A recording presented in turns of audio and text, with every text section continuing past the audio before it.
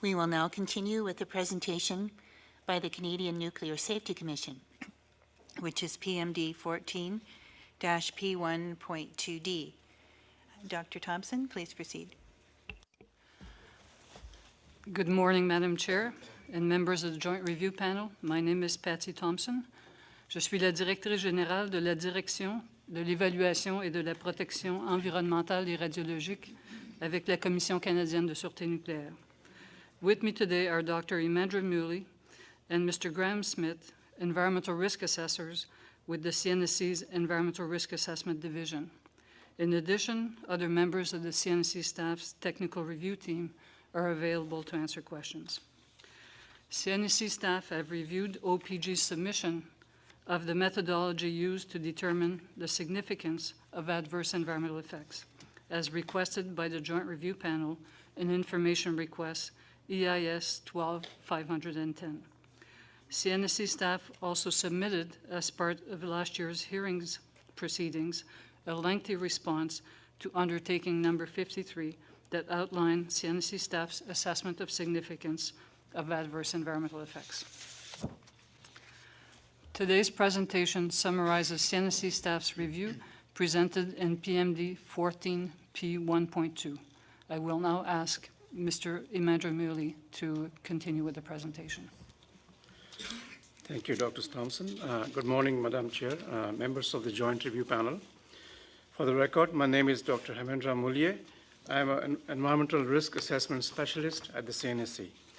This presentation will cover the following topic areas: CNSC staff's previous assessment of the significance of residual adverse effects on the biophysical environment in undertaking number 53, the basis for CNSC staff's review of OPG's response to the information requests, as well as our methodology to assess significance as presented in undertaking number 53.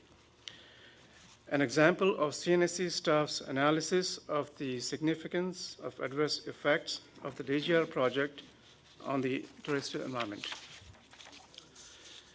A discussion of OPG's response to information request EIS-12-510, and finally, the impact of this assessment on previous CNSC staff conclusions and recommendations for the EIS and the license to prepare the site and construct the proposed DGR.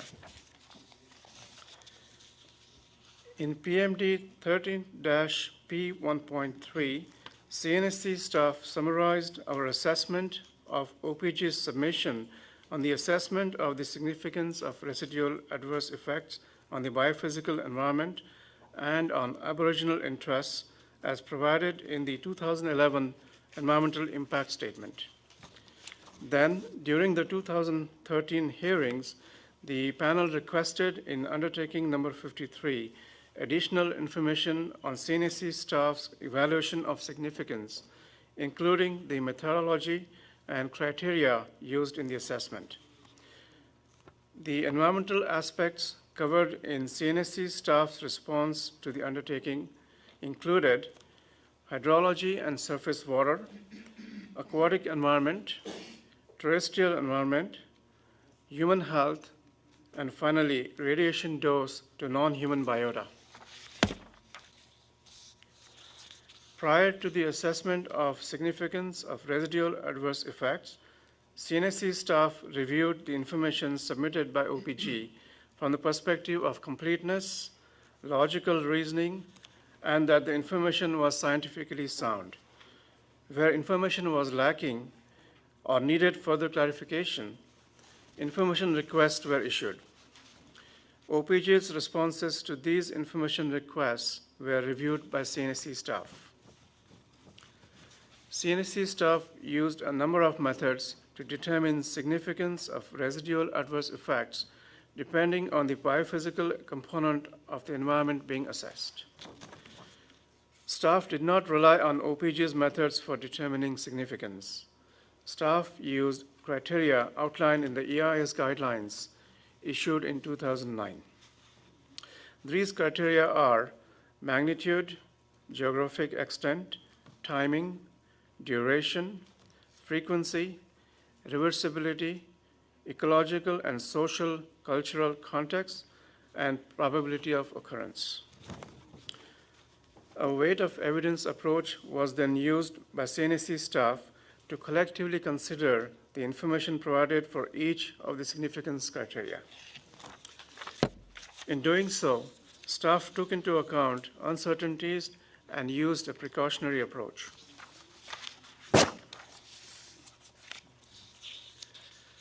Documents, standards, guidance, and objectives used by CNSC staff for significance assessment are listed in the reference section of our response to undertaking number 53. These include relevant regulatory documents, environmental standards, guidance, and objectives published by federal, provincial, or international agencies. To assess potential effects of hazardous substances on human health, toxicity reference values were used by regulatory agencies such as Health Canada, U.S. Environmental Protection Agency, World Health Organization, or the Ontario Ministry of the Environment were used in the assessment. If applicable quantitative standards for a biophysical environmental component did not exist, then significance was determined using factors derived from the scientific literature, such as ecological function and the presence of unique features.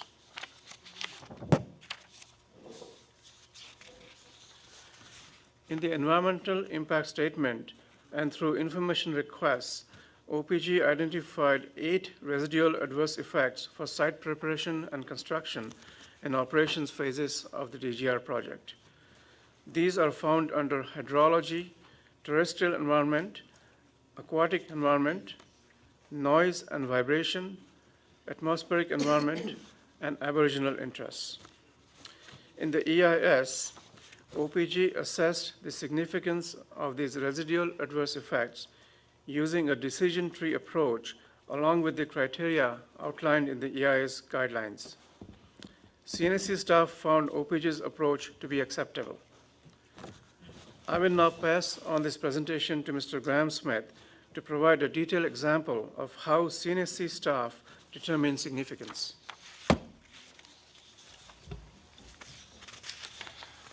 For the record, my name is Graham Smith. I'm an Environmental Risk Assessment Officer with the CNSC. This portion of the presentation will discuss staff's determination of significance using the terrestrial environment as an example. I will first provide a brief summary of the residual adverse effect identified and will then present CNSC staff's use of the EIS criteria for making a significance determination. For the terrestrial environment, the EIS identified an adverse effect to eastern white cedar associated with the clearing of mixed woods forest within the DGR project area during site preparation and construction activities. The mixed forest vegetation community was represented by the eastern white cedar as a valued ecosystem component, or VEC, in the EIS because it is an abundant species in the local study area, indicating it is a good representative for local forests. It is slow-growing and plays an important role in providing habitat for wildlife, particularly in winter when it is a preferred food source of food and shelter by white-tailed deer and other wildlife. Also, as a conifer, it was considered potentially more susceptible to changes in air quality. Mitigation measures proposed by OPG included the retention of forest where possible and constructing exclusionary fencing around the project area to prevent further loss of species from adjacent habitats. However, the loss of 8.9 hectares of mixed wood forest could not be mitigated, and therefore this was identified as a residual adverse effect of the project. To assess the significance of the forest removal, staff evaluated the residual effect using the significance criteria provided in the EIS guidelines. As mentioned in a previous slide, these are magnitude, geographic extent, timing, duration, frequency, reversibility, ecological and social context, and the probability of occurrence. Firstly, the magnitude of the effect was evaluated. The importance of a given area of forest is highly site-specific, requiring consideration of a number of forest attributes. For this reason, a generic quantitative benchmark that would characterize the magnitude or amount of forest removal which may be considered significant was not available. In the absence of a quantitative benchmark regarding the magnitude of an effect, CNSC staff employed a weight of evidence approach using information provided by the proponent for each of the remaining EIS significance criteria, which I will now outline. Regarding the geographical extent criterion, the removal of mixed forest will be limited to within the DGR project area. As mentioned on a previous slide, an estimated 8.9 hectares will be cleared to make room for surface infrastructure. Within the site study area, or SSA, additional forests exist to the northeast and also to the south, which is where the largest on-site woodlands are located and which are contiguous with the forests of Inverhuron Provincial Park. Considering these additional forests, the 8.9 hectares amounts to approximately 11% of the mixed forest in the site study area. Also, primarily due to forest to the north of the site, including McGregor Point Provincial Park, the amount to be cleared represents less than 1% of the woodland in the local study area, or LSA. The timing, duration, and frequency are relatively straightforward for this effect. The forest clearing will commence during site preparation activities, and direct effects to eastern white cedars would be continuous throughout operations. Regarding the probability of occurrence criterion, although OPG has indicated that vegetation removal will be avoided where possible, the removal of 8.9 hectares will be required should the project be approved. For evaluating the reversibility criterion, CNSC staff acknowledged that the rehabilitation or site rehabilitation is planned for the DGR site during the decommissioning phase, and which includes plans for mixed forest regeneration. It is recognized, though, that it will take additional time before forests would be reestablished to their current state. Therefore, for the purposes of significance determination, this effect was treated as non-reversible by CNSC staff. As mentioned earlier, the value of a given forest or forest subset is highly dependent on site-specific attributes. These are considered primarily under the ecological context criterion. The 8.9 hectares of forest to be cleared do not contain features such as species composition, age, or habitats that would be considered unique to the local study area. The forest exists as 3 smaller forest parcels comprised of common regenerating species, and their ecological function is limited by their small size, fragmentation, and the high level of disturbance they are subjected to as a result of their location amongst the infrastructure of the Bruce Nuclear Power Plant and other on-site infrastructure. Habitat connectivity was considered under the ecological context criterion. The forest is used occasionally by wide-ranging wildlife species such as white-tailed deer and wild turkey. However, the ability of the forest in the DGR project area to function as meaningful habitat connections for bird and wildlife movement is severely limited by the presence of the existing Bruce Power facilities to the north, south, and to the west. Continuing with ecological context, the sustainability of eastern white cedar in the local study area will not be compromised.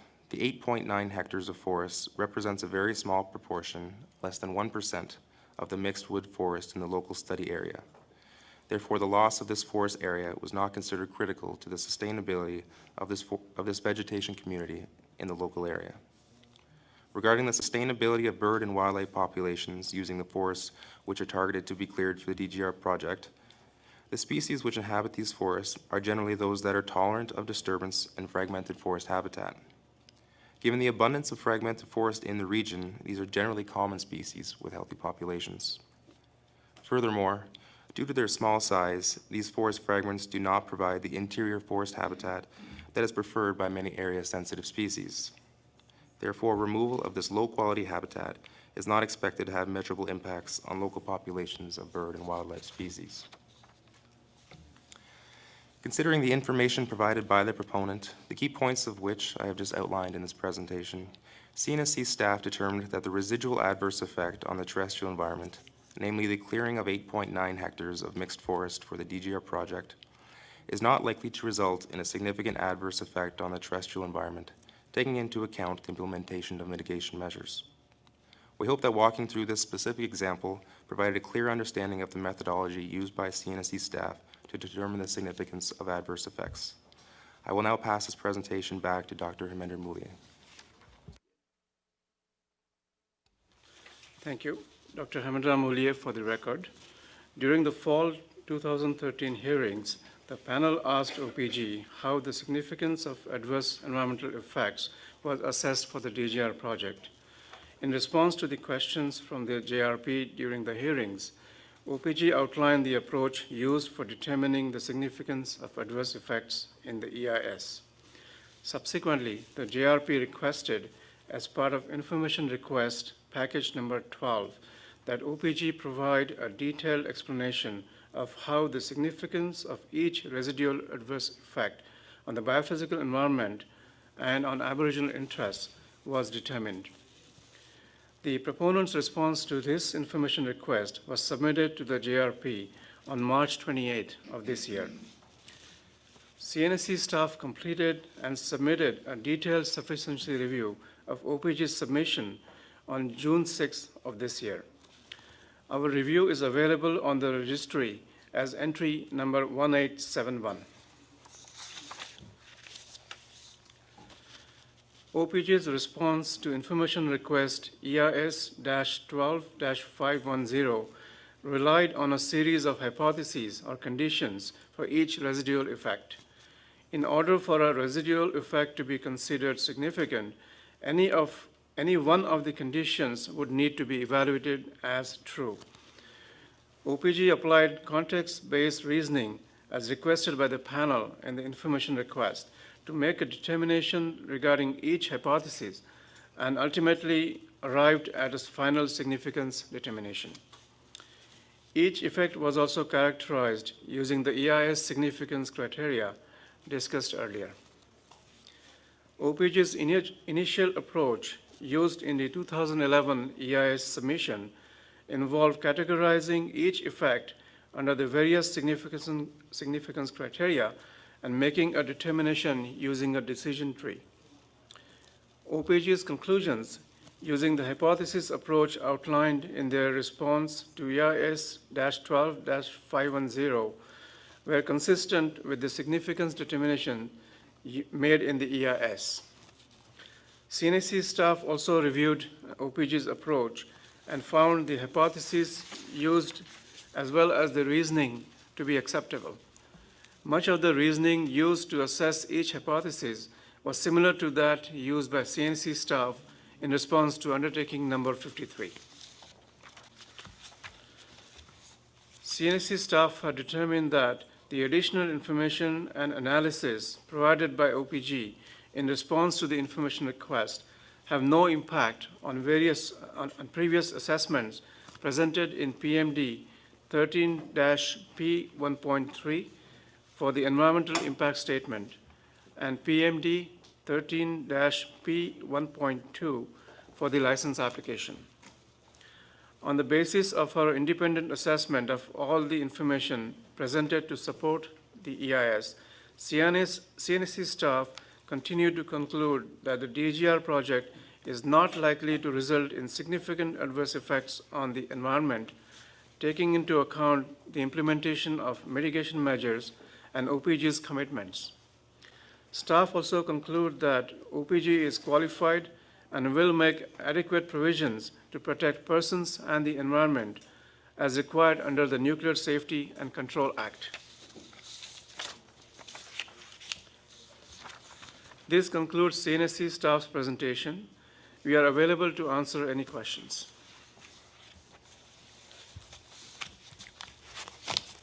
Thank you.